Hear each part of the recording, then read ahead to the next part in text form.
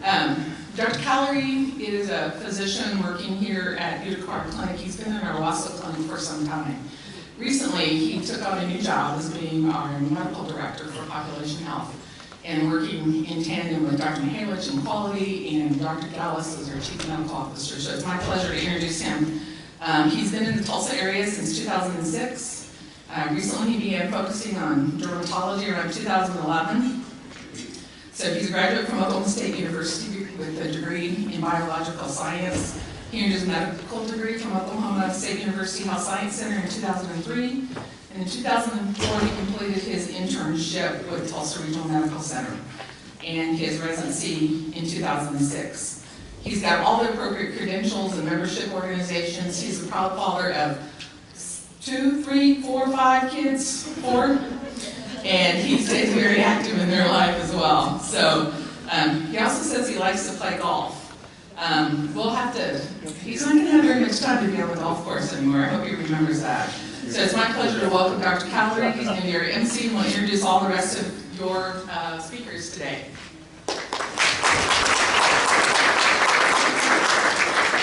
Thank you very much.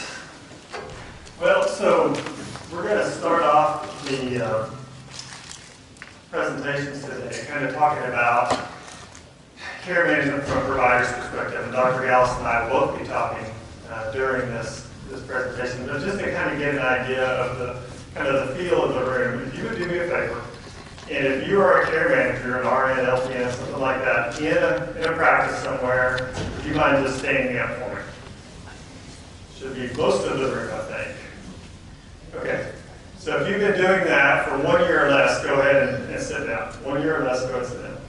Okay, so we do definitely have some new people here. 2 years or less, sit down. 3 years or less, have a seat. 4 years or less. 5 years or less. Okay, we're getting pretty close. 6. And that wraps up just about everybody. A couple of reasons I did that. One is it's always nice for us to know, how many new people are here, how many old people are here. But when you start looking at how many old people are here, they're all 6 years or less for the most part.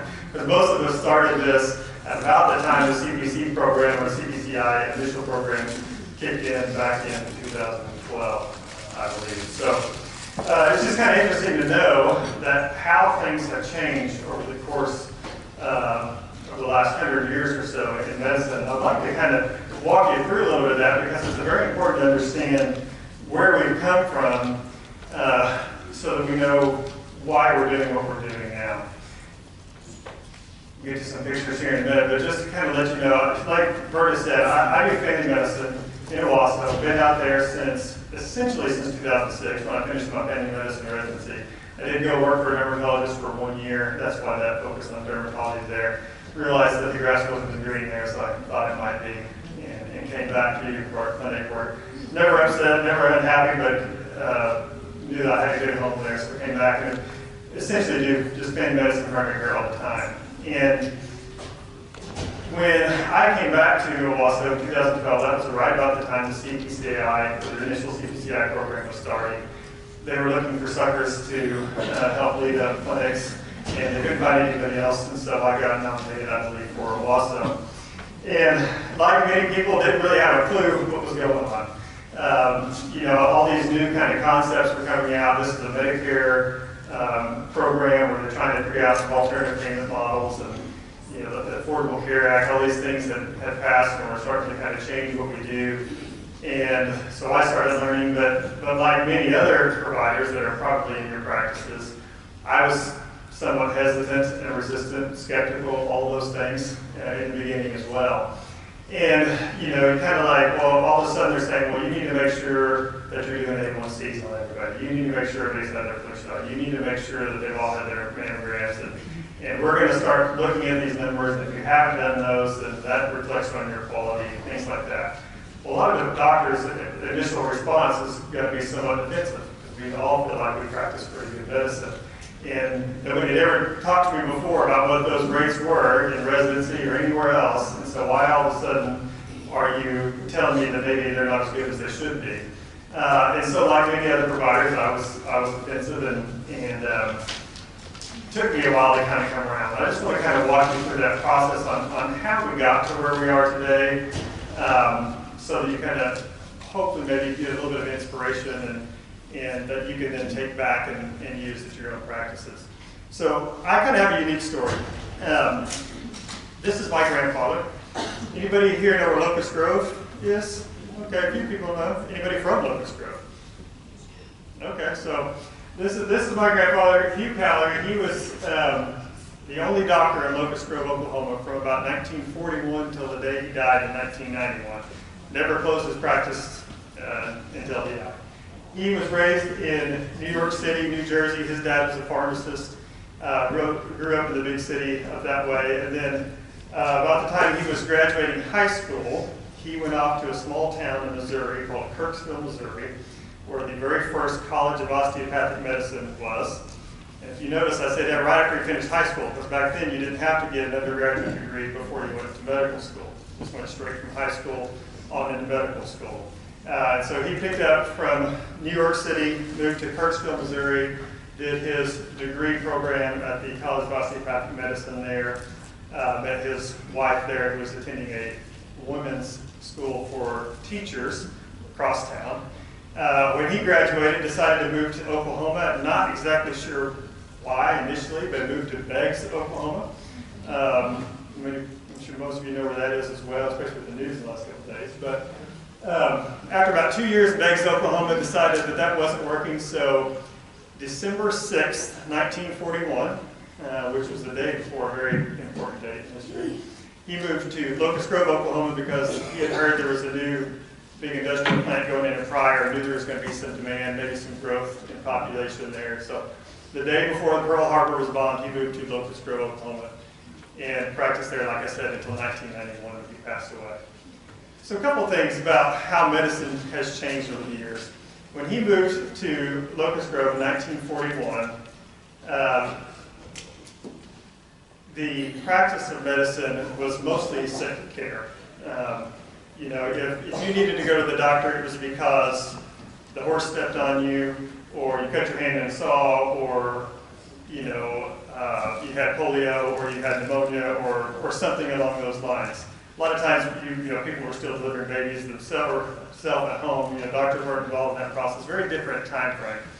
If you look at how doctors are paid, it's pretty much a task-based practice. Although he'll tell you, or he would have told you, that you know, eggs or chickens or milk or any number of other type of bartering type items would also have been accepted as a form of payment.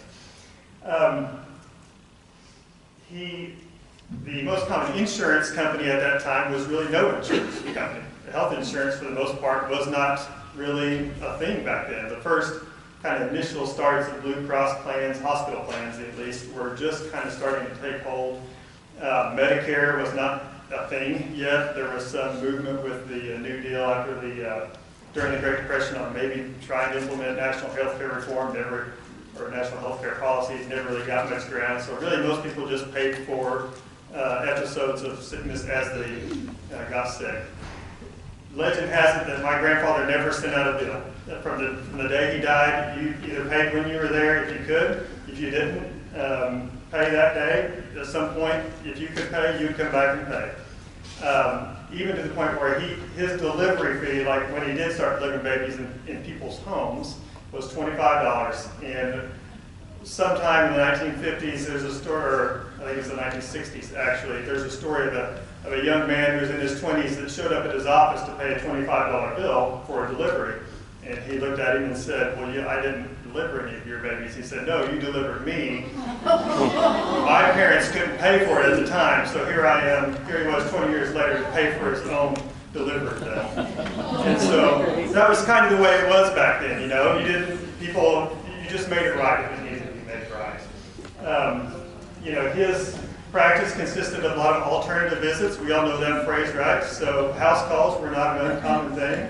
In Locust Grove, Oklahoma, you know, there were definitely some cars, probably maybe a one paved road at that point, but a lot of houses that we really needed to be on horseback to get to. And he grew up in the city and didn't know how to ride a horse, didn't have his own horse, and so frequently people would show up with one person would come with an extra horse so that he would have one to ride back to their house in order to deliver the care needed, and then they would reverse that process on the way home. There's also a story thinking about like social services determinants. Well, that was going on back then. You had a guy show up at his practice one day that was having trouble feeding his family, and he said, I can't keep them healthy because I can't feed my family. If I just had a way to go hunt some rabbits or something like that, then I would be able to feed my kids. I could keep them healthy. So my grandfather, being a kind and trusting person, said, well, here's a pistol. My pistol, you can borrow it. If you want to go hunt some rabbits, just bring it back when you're done. And he didn't get it back till about a year later because the guy robbed the bank with his pistol the next day in Miami, Oklahoma. And it took about a year for the legal system to get worked out for him to get his gun back. So things were a little different back then. In 1964, the Social Security Act was passed. That's what enacted the Medicare plans for the first time. And so by that time frame, you're starting to see more and more private health insurance plans. You start to see now in Medicare and Medicaid plans. Things started to change. He, of course, keeping up with the times, began to accept insurance just like everybody else. But still, a lot of care was paid for just cash price or bargaining at the time. One last story about him is that there was also a lot of fishing, even some professional fishing back then that went on back in the in that area on the Hudson, I think it's the Hudson River, Hudson Lake, around that time. And so people would frequently come on the weekends with fishing lures stuck in a finger or an ear or who knows where. His only payment he requested of them, and this is weekend care, was that he got to keep the fishing lure after he took it out. So just lots of little things, very different time frame. Well, in 1950, he gave birth, or he didn't give birth, his wife gave birth, to his youngest son, which would be my father. Goes by Mike Callery, and he graduated from Locust Grove High School, went to undergraduate school at OSU in Stillwater. And right about the time he was finishing up, the Oklahoma College of Osteopathic Medicine was opening in Tulsa. And so he went, this is him here, I'll talk about that picture in a second, but he was there for the very first inaugural class of the Oklahoma College of Osteopathic Medicine, which is now the Oklahoma State University Center for Health Sciences. Went there as a 3-year program at that point because they went year-round and did trimesters rather than semesters.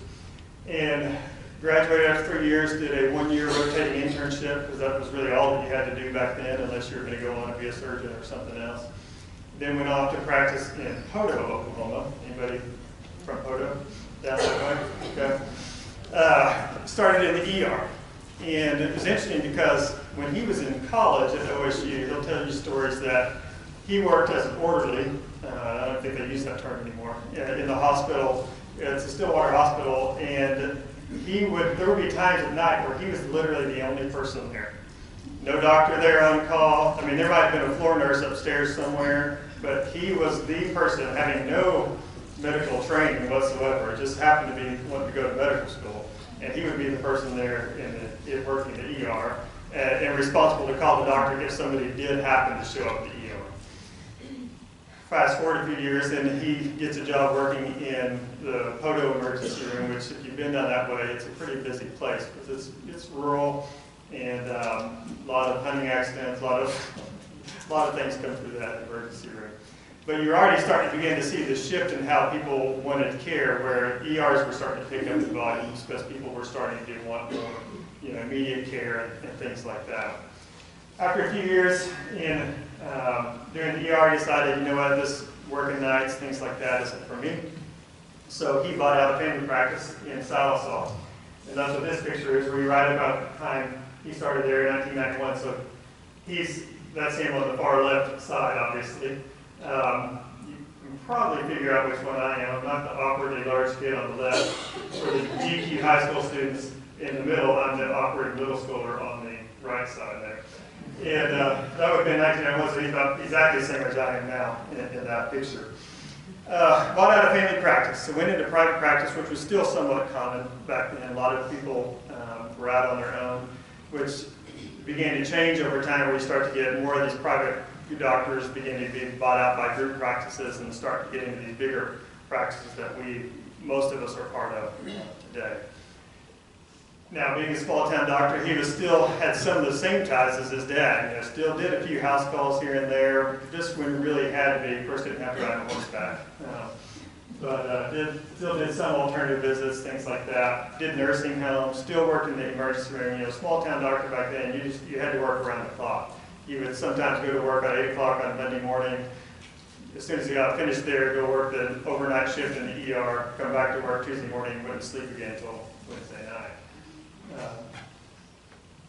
Tuesday night, whatever that ends up being. So, bottom line is things began to change, and you started to see things change, like even from a Medicare perspective, where Medicare was starting to realize that, hey, we can't just continue to pay for services just as it comes up because it's just getting to be too expensive. And so, like, in 1983, they started introducing the first DRGs. Everybody familiar with that term, diagnosis-related group. So, like, when people go to the hospital, they begin to pay based on that diagnosis, rather than just every single little charge. And the process and the payment for medicine began to kind of shift and change during his time in practice. And then you get to me, and I graduated from the OSU Center for Health Sciences in 2003.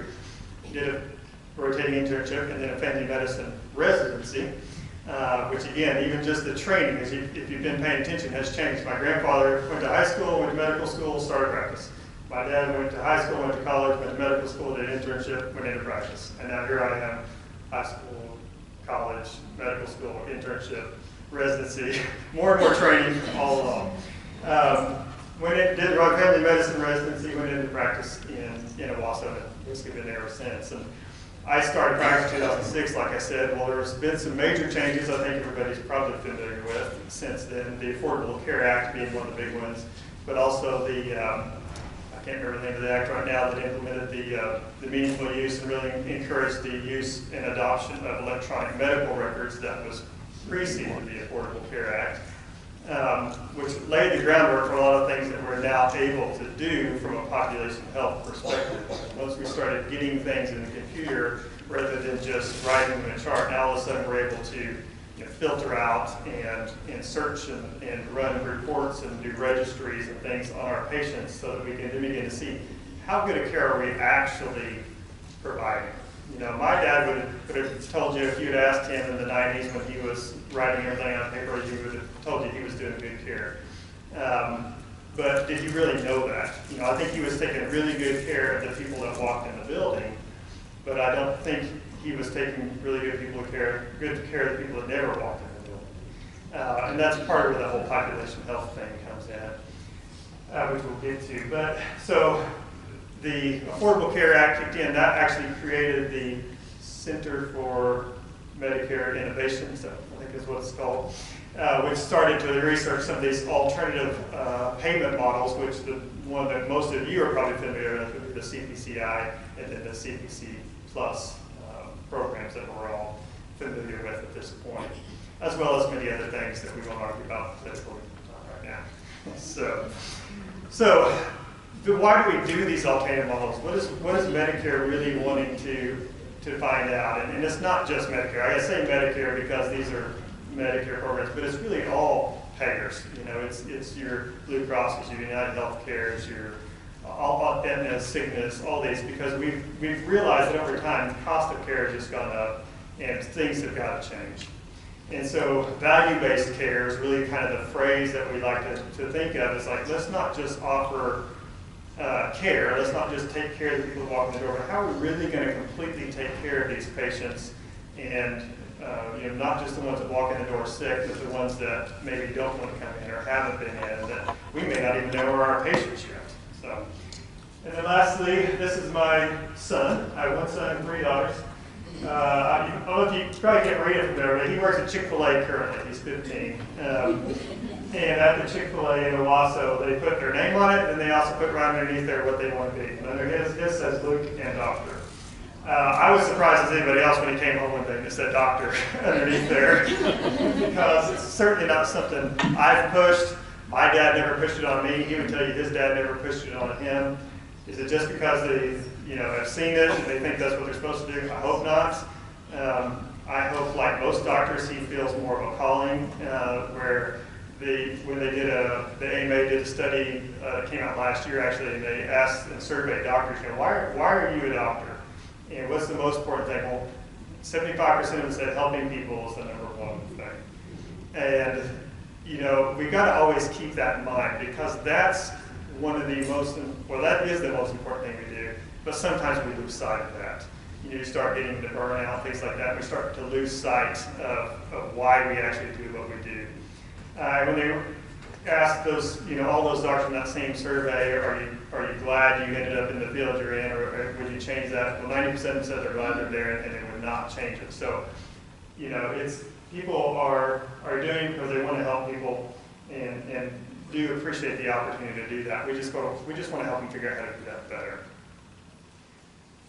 So this is just an interesting slide that shows the cost of healthcare per capita and versus life expectancy. So on the left side here, it starts at 72, goes up to 84. The bottom gives you the cost. And this is a lot of the industrialized nations, and you start to look at this curve, and your goal would be to have the highest life expectancy at the lowest cost, right? Well, the United States is way over there on the right, and it's actually kind of off the chart. They just kind of stick it over there because we have to get it on the slide somehow. But basically, we have a kind of moderate to low life expectancy and a really high cost. So there's something wrong with that. What is it that we need to change that all these other countries are doing? And we can spend all day talking about, diet and exercise and social determinants and healthcare policies and lots of different things. But the bottom line is it needs to get better. Sure, I got my notes here. Losing track of things.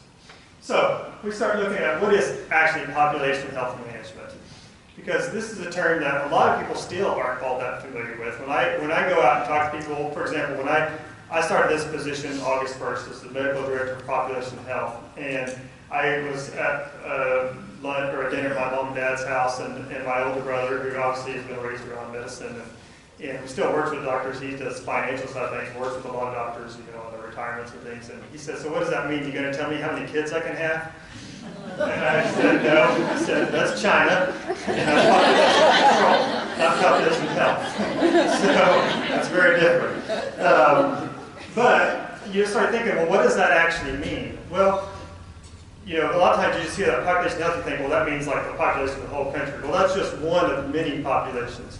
When you start breaking it down, we have lots of different population segments that we can really start looking at. So I may have a panel of, let's say, 2,000 patients, and that would be maybe my panel patient population.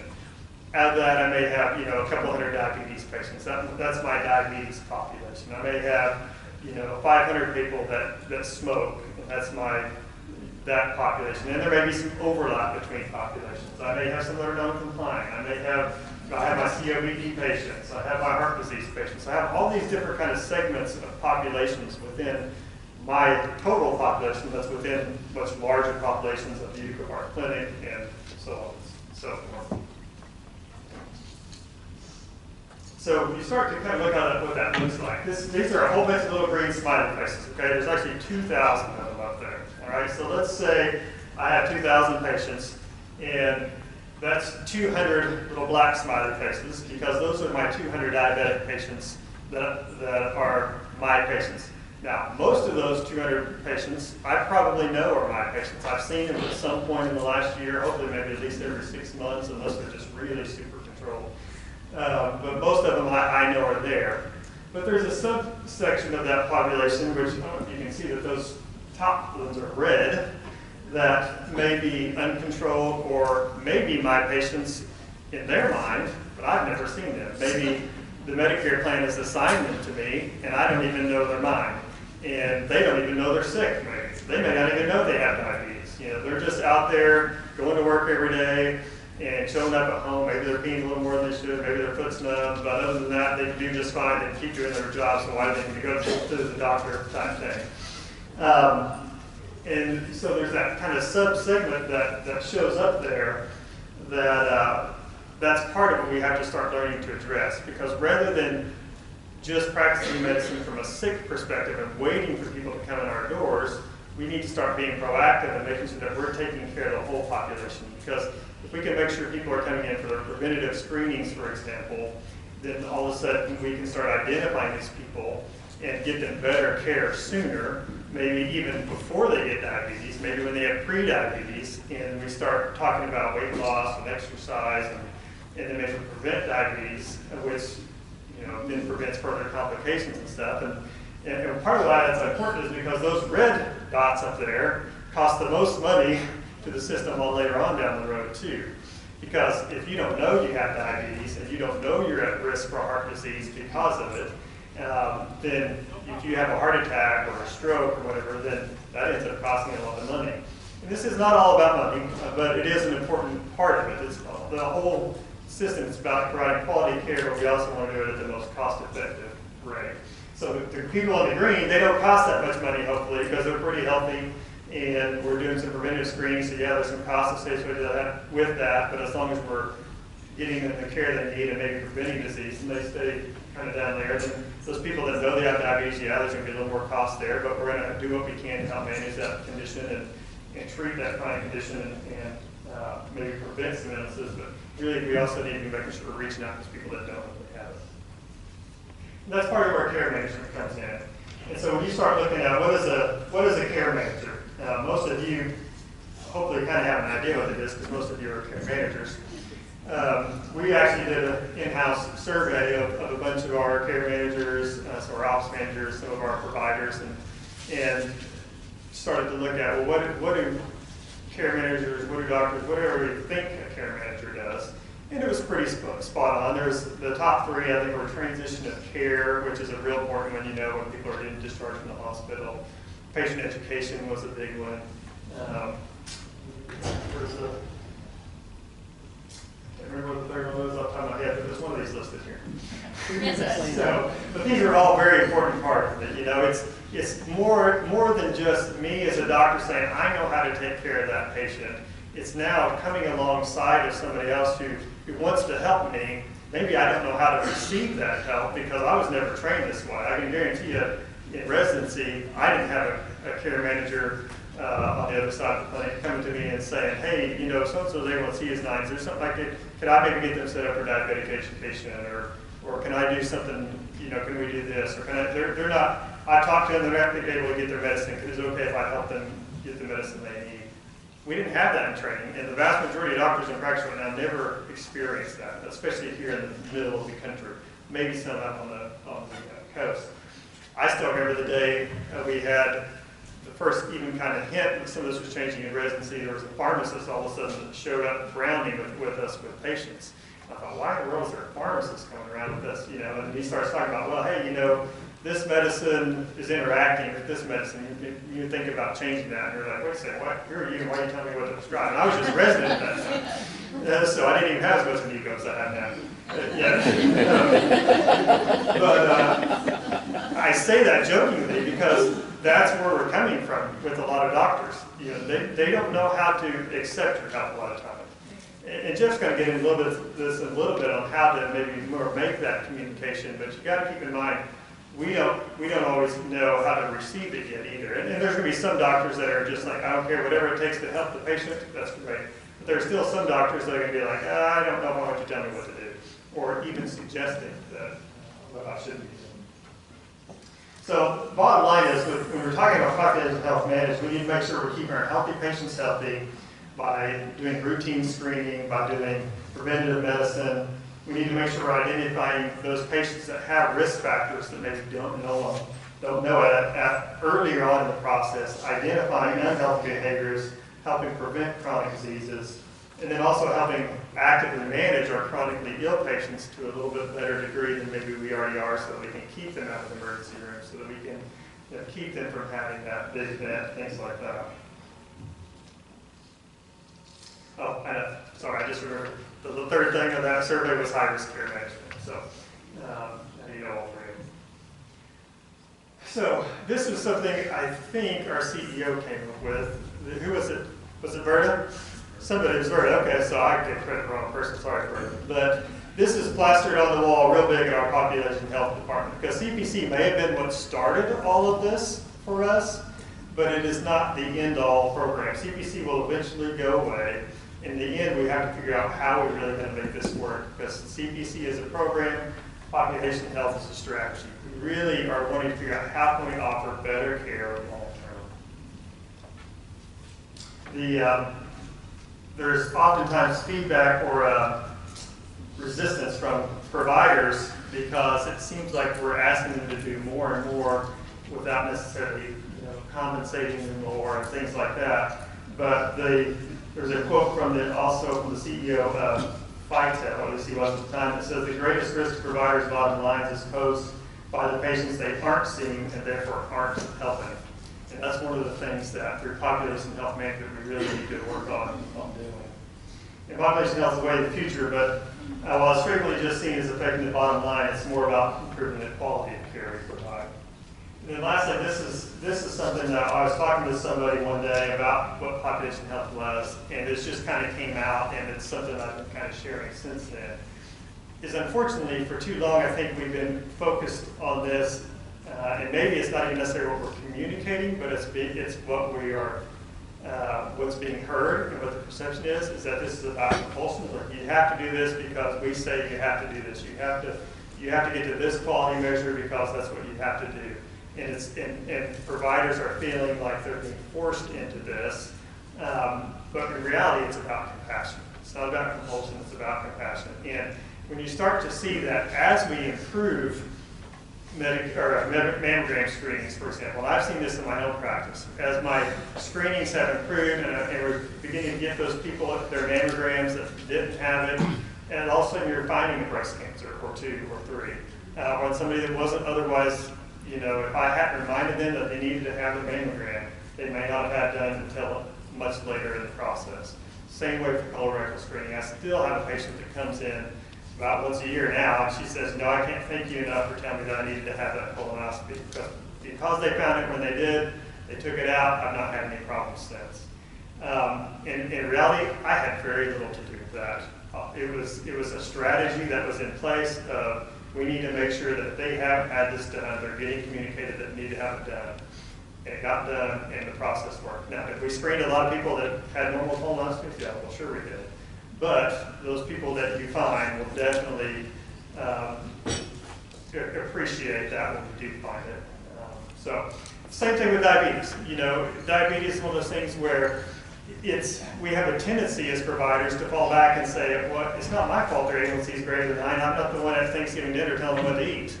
And so we have this kind of defensive posture of, listen, I've done my part. I've done everything I can do. I've told them to take the medicine. I told them to eat right. And probably when I told them to eat right, all I said was, hey, you need to eat right. I probably didn't go further to say this is how to eat right because honestly, I probably didn't have time.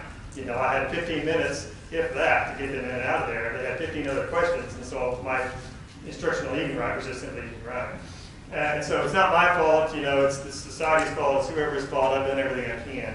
But what we've seen time and time again, that as care managers get involved in that process and begin to kind of ferret out some of these things that are roadblocks in those individual patients' lives, we realize that, hey, the reason their A1C is 9 is part of it maybe ignorance, maybe they don't know what they should be eating. It's unbelievable when people come in and tell me, like, I don't understand why I'm not losing weight. I eat really good. And then I start asking what they're eating, and I don't think they're eating really good. Because there's just so many different organizations, so many different Facebook pages or whatever telling what's right or wrong. But back to the point is when we start engaging that process, especially you guys as care managers, whether that be talking to them individually yourself and finding out that, hey, you know what, the reason their A1C is high is because they can't afford the Januvia you wrote because it's $500, so they just didn't want to tell you that. Or it's because the only food they can afford is hamburger helper, or ramen noodles or whatever, and we all know that's not going to make your A1C very good. And so you're able to get that information and then communicating that back to us, then hopefully we can help on that side, you guys can help on your side, and then we're really taking that kind of comprehensive, team-based approach to that patient's care and really starting to make a difference in those patients' lives.